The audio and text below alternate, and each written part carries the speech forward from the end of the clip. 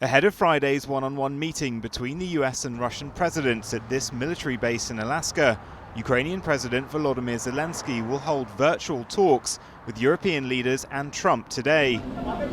Zelensky has managed to win back US support since his disastrous February meeting in the Oval Office with Trump. You're not in a good position. You don't have the cards right now. By treading carefully. But the White House has signaled any peace deal would involve some swapping of territories. I think it'll be good, but it might be bad. And I'm here for one reason, to get rid of a war that somebody else started. Should have never happened. And if I could end it, great. Complex war, a lot of bad blood, ultimately, I'm going to put the two of them in a room. I'll be there or won't be there, and I think it'll get solved. It's thought one of Putin's demands is that Kyiv surrender parts of the Donbass it still controls. And in the last 48 hours, his troops have been making advances in Ukraine, capturing new territory in Donetsk. So Zelensky is having to get tough again, stating clearly that Ukraine will reject any Russian proposal to give up the Donbass region in exchange for a ceasefire, warning it could be used as a springboard for future attacks. These volunteer soldiers on the front line are in agreement. To just give away, how many people have died? You understand how many people have died? Just to give away? Give away to whom? Give away for what? But some think a ceasefire and bolstering their current defences is needed. They are already lost. These territories are lost. It will take hundreds of years to restore them. Not dozens, but hundreds. The coming generations will have to take care of them. For those in the Donbass region, the prospect of two men thousands of miles away forcing them from their homes and communities is unthinkable. We all, people I know, will have to leave. But, frankly speaking, I don't think it's gonna happen. What Trump did wrong, he just pulled him out of the bog. The Putin was just drowning in the bog. And he took him out and said, Vladimir, I want to talk to you, I like you.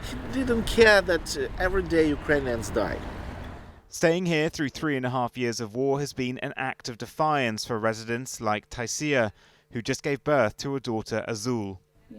That would be very bad. I saw the news, but we have no influence on that. It's not going to be our decision. People will just give away their homes. Prime Minister Starmer and other European leaders will be hoping to bend Trump's ear today over maintaining Ukraine's territorial integrity. They want this war to end, but not in a way that rewards Russia's invasion. Too much has been spent and sacrificed for Ukraine's defence. But moreover, European leaders don't want Putin to think he could get away with another unprovoked invasion elsewhere. European leaders are currently trying to strike a tricky balance between trying to keep the US on board because they are still dependent on US military assistance to some degree. They are only now gradually trying to bolster their defense capabilities and acquiring more independence from the US security umbrella.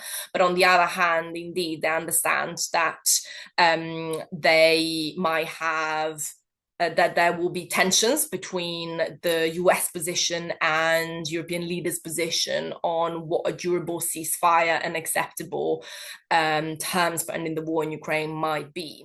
Someone who knows Trump well, his former national security advisor John Bolton, thinks despite his recent criticisms of Putin, Trump's still enthralled by him. To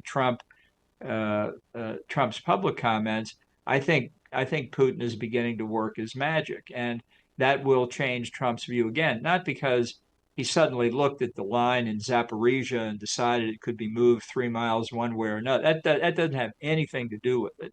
It's, does he think his friend Vladimir is now cooperating to make a deal so that Trump can get the Nobel Peace Prize, which is what friends do for friends, right?